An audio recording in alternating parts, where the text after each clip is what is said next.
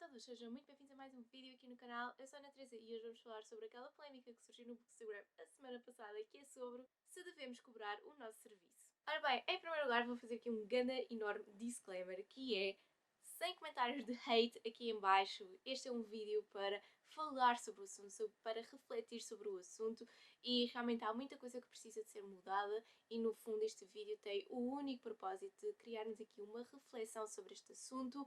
Não quero de maneira alguma levar-vos para um lado da balança ou outro, até porque eu própria sou assim, tenho assim uma opinião um bocadinho de paz e amor neste assunto e portanto não quero levar-vos a lado nenhum, é realmente só uma reflexão e como uma reflexão cada um tem o seu direito de refletir sobre a sua opinião e sobre a opinião da outra pessoa. Ora bem, em primeiro lugar vamos falar aqui um bocadinho sobre Bookstagram ou Booktube. O que é isto? É um nicho de mercado, ok? Vivemos num mundo global, vivemos aqui no mundo da globalização e hoje em dia cada pessoa fala de um tema específico e aí chamam-se nichos. Existem vários nichos no mercado, por exemplo, moda, maquilhagem, minimalismo, maternidade, informática, etc, etc, etc. E depois dentro do nicho também existem assim uma espécie de subnichos.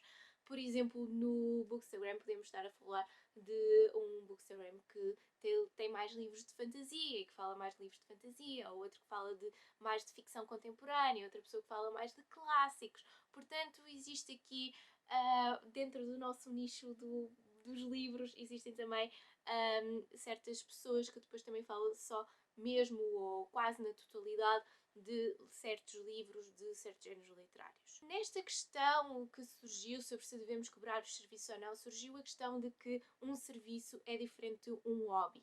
E na minha opinião, eu acho que os dois podem se interceptar, podem e devem, porque no fundo nós estamos aqui neste mundo em busca da vida, da liberdade e da busca pela felicidade. Pronto! Palavras do Thomas Jefferson. No fundo, o que eu quero aqui explorar um bocadinho é que realmente é preciso aqui desconstruir e voltar a construir este sentido de que os nossos trabalhos têm que nos tornar infelizes ou que, na verdade, os nossos trabalhos não são fontes de felicidade. Isso está errado e, especialmente no mundo online, eu acho que é cada vez mais importante nós realmente podermos aliar um bocadinho uma coisa com a outra, porque, no fundo, isso é que realmente o que nos permite transmitir a mensagem de uma forma saudável e de uma forma que também contagie as outras pessoas de um modo positivo. Agora, também, existe aqui um termo que eu achei bastante interessante, ou melhor, dois termos que eu achei bastante interessantes porque eles normalmente acabam sempre por se confundir um ao outro e um termo é a parceria e o outro é a publicidade. E eles normalmente acabam por se juntar e na verdade é porque não se fala muito aqui das diferenças um do outro e o que é que eles realmente significam. Parceria significa quando a pessoa recebe algo gratuitamente, ou seja, não tem que pagar por esse produto. Enquanto que na publicidade a pessoa recebe o produto de forma gratuita e ainda recebe uma forma monetária. Eu acho que, e aqui eu estou realmente a falar porque vejo vários exemplos noutros nichos que existem no mundo todo, que realmente há pessoas que trabalham das duas formas. E aqui tem a ver com o facto de a pessoa se perguntar se fica a ganhar com a parceria ou se é mais vantajoso fazer a publicidade. Especialmente aqui no Bookstagram, a questão que tem que se colocar é a seguinte: será que o valor do livro paga o meu trabalho?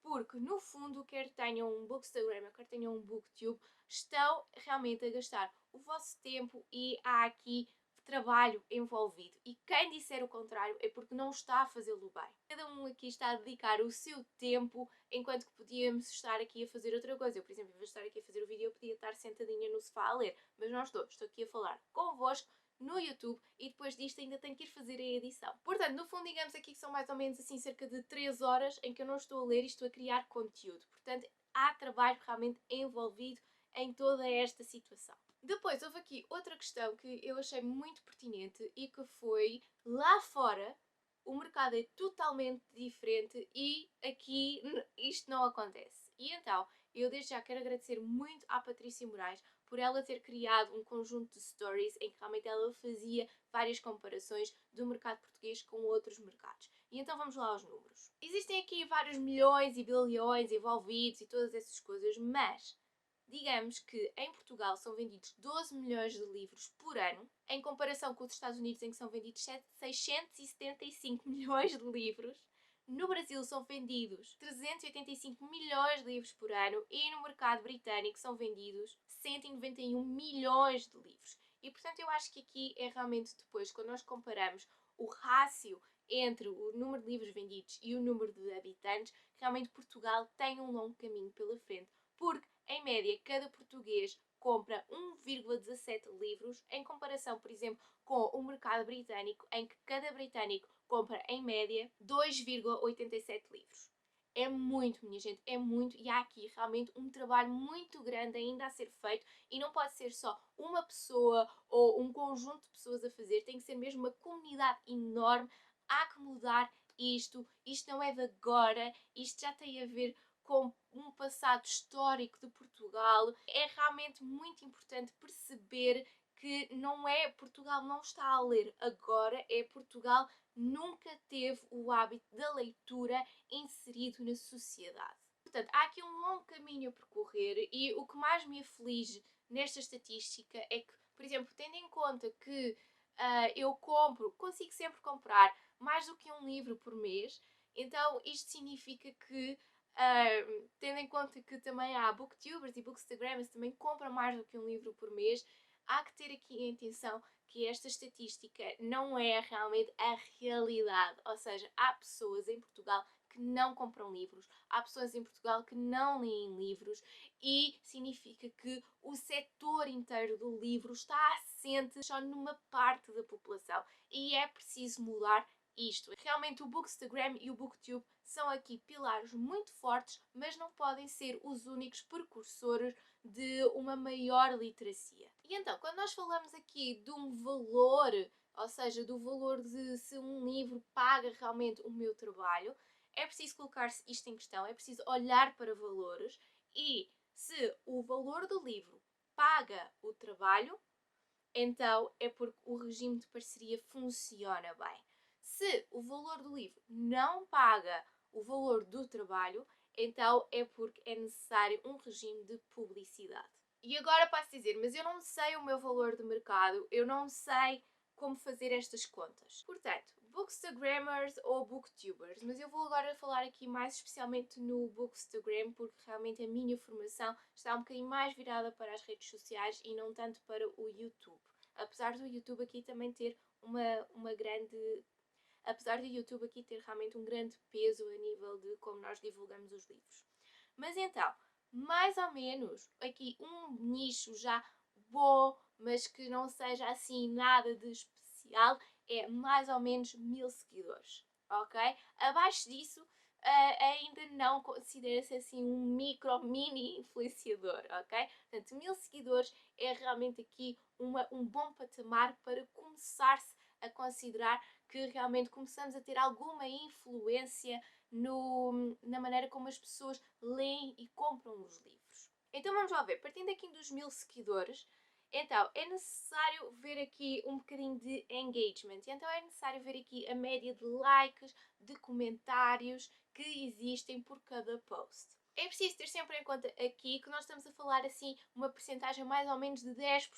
De 10% para cima é fantástico, mas realmente apontar sempre para os 10%, portanto 1000 seguidores, 10% de engagement e quanto maior for essa percentagem, melhor. Portanto, não vale a pena ter 5000 seguidores ou comprar seguidores se depois só há 50 likes por foto, se depois não há comentários. Não vale a pena fazer isso. E atenção, isto aqui é um alerta tanto para os bookstagrammers ou booktubers que querem crescer exponencialmente nas redes sociais, como também para as editoras. É preciso ter-se muita atenção que quando se está a oferecer um livro, está-se a oferecer um valor e, portanto, é muito essencial que a pessoa que o receba realmente tenha valor para dar à sua comunidade. Agora, também existem aqui algumas despesas associadas que também nos ajudam a perceber mais ou menos o valor que cada bookstagrammer ou booktuber dá. Porque, no fundo, quando nós estamos a fazer um trabalho profissional, e atenção que realmente este vídeo de nada serve para as pessoas que dizem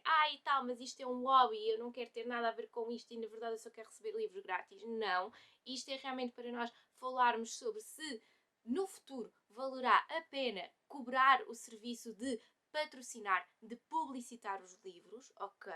E portanto, existem aqui algumas questões a ter também atenção. Por exemplo, um bookstagrammer acaba sempre por ter aqui algum tempo dedicado, pelo menos ao planeamento do feed durante um mês, durante 15 dias, durante a semana, o que for.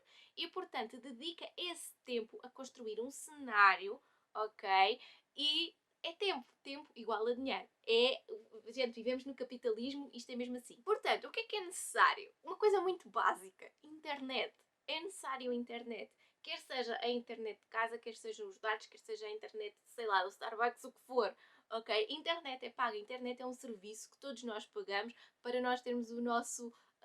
para nós termos as nossas fotografias e os nossos vídeos online. Depois, caso seja um bookstagrammer, normalmente usam filtros. Esses filtros, ou vocês podem criar, como é óbvio, ou se vocês não tiverem paciência, como é o meu caso, por exemplo, têm que pagar por esses filtros, está certo?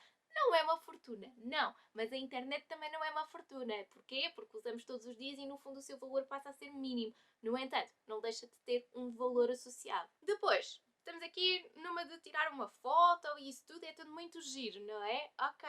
Mas, vamos lá ver, é necessário um cenário. Um cenário inclui elementos para construir esse cenário. Esse cenário, normalmente, a pessoa teve que comprar ou pela manta, ou pela bugiganga, ou pela flor, ou o que for, não é? Portanto, no fundo, quando se constrói um cenário, está-se a construir algo monetário também, ok? Porque a pessoa teve que pagar de alguma forma por aqueles produtos que aparecem ali expostos para criar uma foto esteticamente bonita. Agora, se nós estivermos a falar de um booktuber, então aqui nós já estamos a falar de uma luz, que eu acho que vocês às vezes conseguem ver aqui pelos meus óculos, de uma boa câmara, porque a qualidade desta câmara já é melhor do que a outra câmara com a qual eu estava a gravar. É necessário um software, são necessários plugins, o que for, ok? Portanto, no fundo, um vídeo exige não só apenas o tempo de pesquisa, de criar o guião, de gravar, de editar, mas também exige outras ferramentas que também são essenciais para poder passar a mensagem. E agora vamos outra vez falar do tempo, porque tempo é dinheiro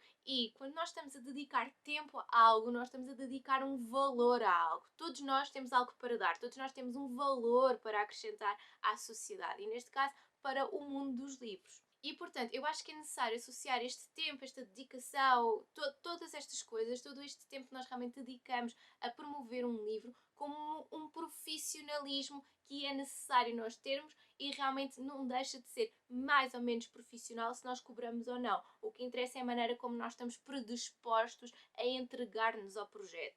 E se essa dedicação puder ser monetarizada, ou seja, se essa dedicação nos trouxer uma fonte monetária, melhor ainda. Agora, será que é uma exploração? Também houve aqui muito esta questão. Ora bem, vamos então agora falar aqui um bocadinho então das editoras e como é que elas funcionam. Normalmente as editoras grandes têm uma distribuidora e essa distribuidora fica com cerca de 60% do preço de capa do livro. Ok? Portanto, agora vocês já estão a imaginar, não é? Muito bem. Portanto, tecnicamente a editora fica com 40% do preço de capa do livro. Com esses 40%, 10% vão para os autores, portanto aqui funciona como royalties, ok? Portanto, 10% assim do preço da capa do livro para o autor, portanto a editora já está a ficar com 30%.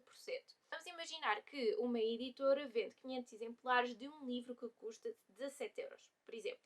Por exemplar ganha 5,10 euros. E, portanto, no total, se essa editora vender os 500 exemplares, portanto são 2.250 euros para a editora, certo? Certo. Agora vamos supor que a editora lança cerca de 10 livros por mês e aqui eu estou a fazer a média para baixo, ok? Se vocês forem ver as grandes editoras, elas lançam 20, 30 livros por mês, isso também talvez seja tema para outro vídeo. E, portanto, digamos que desses 10 livros novos que ela consegue lançar para o mercado por mês, ela consegue vender sempre metade dos livros. Ou seja, metade destes 500 exemplares, está bem? Portanto, vamos colocar aqui 250 exemplares. 250, e aqui mesmo tipo multiplicação, ok? 250 livros vezes 10 livros, certo? Vezes 10 títulos novos dá 2.500 livros vendidos por mês. Se esses 2.500 livros tiverem o valor médio de 17 euros, ok? Então dá 5,10 euros por livro, de lucro para a editora, certo? E isso dá 12.750 € no final do mês, vendendo 250 livros de 10 títulos diferentes, certo? Eu espero não estar aqui a ser muito complicada, desculpem lá que estas matemáticas, pronto. Digamos assim, no total, vamos ver, 12.000 €, 12, 13.000 €. Não é muito dinheiro. É verdade, não é. Para uma editora não é. No entanto, temos que ter aqui em atenção que nós não estamos a contar com outros livros que são vendidos, ou seja, livros com mais de 18 meses também são vendidos ao longo desse mês. Nós estamos a contar com livros que são vendidos a preço de saldo, certo? A editora até pode não ganhar grande coisa, mas ganha alguma coisinha, certo? E depois também é necessário ver que há editoras que promovem posts nas redes sociais. Há editoras que realmente utilizam aqueles banners nas estações de metro, de comboio, etc. para promover o seu livro. E isso também é dinheiro, ok? Ou seja, no fundo, elas fazem a publicidade convencional e depois usam os bookstagrammers e os booktubers para fazerem a publicidade não convencional, para fazerem a parceria, ok? Em que os bookstagrammers e os booktubers não cobram, certo? Portanto, nós temos aqui dois pesos e duas medidas. Uma publicidade profissional, ok? Em que a editora paga, mas depois nós também temos aqui a publicidade não convencional, o regime de parceria, em que não pagam aos bookstagrammers. E aqui também existem depois também outros tipos de publicidade, por exemplo, os tops das livrarias, existem os destaques das livrarias, também são pagos, existem aqui publicidade, por exemplo, nas revistas, nos jornais, etc. Portanto, publicidade é um campo muito vasto, minha gente. Presumindo, então, que este regime de parceria entre editoras e bookstagrammers passa a ser pago, ou seja, passa a ser um regime de publicidade, ok? Existem aqui alguns critérios que é necessário depois também ter atenção, certo? Tanto para as editoras como também para os bookstagrammers, ok? Por exemplo, a primeira coisa que eu realmente penso logo é que começa a haver logo um compromisso, certo, de que o bookstagrammer tem para a editora. Ou seja, a partir do momento em que a editora paga ao bookstagrammer, o bookstagrammer tem que cumprir os critérios da editora. Isto significa o quê? Significa que exige um trabalho excelente por parte do bookstagrammer. Exige que o bookstagrammer, antes de publicar por livre e espontânea vontade um review, uma foto do livro, o que for, para publicitar o livro, tem que passar primeiro pela editora e a editora tem que aprovar esse post. É o que acontece nos outros nichos de mercado. Depois, outra coisa muito importante é que o bookstagrammer ou booktuber tem que passar um recibo à editora. É uma publicidade, é um serviço e, portanto, é necessário ter atividade aberta nas finanças para se passar esse recibo. E eu sei que existem aqui algumas pessoas no Bookstagram que não estão dispostas a isso, que não podem fazer isso e que, portanto, há aqui algo que realmente há que ter em atenção. Existe depois aqui também um regime de obrigatoriedade que a editora pode exigir ao Bookstagrammer, ou seja, o Bookstagrammer tem mesmo que ler e divulgar o livro. Ou seja, não dá para dizer, este livro foi bom e maravilhoso.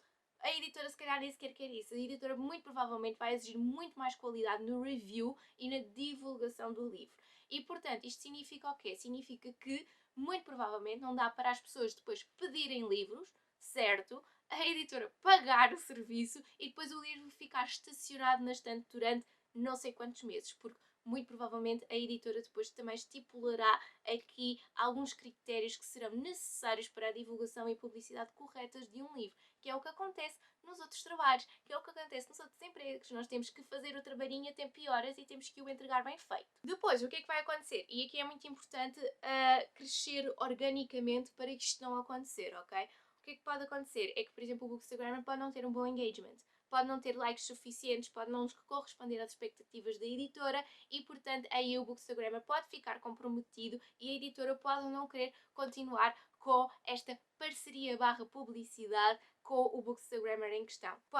A editora depois está no seu direito de dizer, ok, esta publicidade, como este Bookstagrammer em específico, não está a ter realmente o retorno que nós estamos à espera, não está a ter likes, não está a ter vendas, certo? Quando uma editora faz quando uma editora faz um regime de publicidade com Bookstagrammer, está à espera que pelo menos esse Bookstagrammer colmate o valor que a editora investiu no Bookstagrammer, certo? E portanto tem que haver realmente aqui algum método, algum modo de realmente ver como é que as vendas subiram quando a editora publicitou o livro numa conta do Bookstagram em especial. Agora, em relação aos autores portugueses, porque no fundo esta polémica surgiu de uma autora portuguesa e que depois também se falou sobre este assunto, que eu acho muito, muito pertinente. Ora bem, autores que autopublicam ou que pagam a tiragem através de uma Vanity Press. Então, não se preocupem, acima de tudo, pelo facto de haver alguns bookstagrammers que vão passar a cobrar pelo serviço, porque também existem outros tantos que vão continuar apenas única e exclusivamente no regime de parceria, ou até pode haver bookstagrammers que dizem assim, ok, eu cobro a editora, mas não cobro aos autores portugueses em específico, portanto vai haver sempre aqui, há sempre espaço para os dois dentro deste mercado, ok? E depois, há que realmente aprender com o passado, certo? É por causa disso que nós damos história, né, nas aulas, ok? Na escola. E o que é que acontece? Ok, a partir de agora há certos bookstagrammers que vão passar a cobrar. E eu sou autor e eu quero muito que aquele bookstagrammer, o X, o Y, o Z, o Beta e mais não sei quantos, que realmente recebam o meu livro e publicitem-no, ok? Publicitem-no, não é parceria, é publicitar, ou seja, tal qual como uma editora depois também pode exigir todas estas coisas que eu falei, o autor português também pode exigi-las, ok? Coisas a melhorar no futuro. Primeiro de tudo, se for através de uma Vanity Press, é fazer um acordo com a Vanity Press, certo? É dizer à Vanity Press, olhem, eu quero um marketing muito bem feito, com este eixo de ação, e então depois é uma questão de acordar-se com a Vanity Press. Mas, para o caso de ser realmente um autor português que não tem esta possibilidade de acordo, que esteja no regime de autopublicação, é aprender a fazer uma boa orçamentação da publicação do livro. Porque publicar um livro não é escrever o livro, editar o livro, publicar o livro e esperar que, por favor, leiam o meu livro. Não. É necessário um bom marketing. É necessário uma boa posição dentro do nicho de mercado em que nos estamos a inserir. Orçamentar de todas as coisas que também tem que se fazer antes de o livro chegar às mãos dos leitores, também é necessário ver o que é que acontece depois de o livro estar publicado. E aí, então, é necessário também fazer um budget, um orçamento específico para o marketing. Ou seja, no fundo encontrem aqui uma coisa que realmente seja apelativa para vocês, mas que também não saia demasiado do vosso orçamento, mas tenham isto em atenção. E por fim, realmente espero que este vídeo tenha servido para vocês pensarem um bocadinho e refletirem um bocadinho sobre a questão. Eu certamente refleti sobre esta questão. Digam-me tudo aqui em baixo nos comentários. Não se esqueçam de seguir no Instagram, @oslivros da Ana Teresa, e também não se esqueçam de subscrever o canal e de ativarem o sininho para receberem novas notificações sempre que há vídeo novo, ok? Eu sou a Ana Teresa e então vemo-nos no próximo vídeo. Adeus!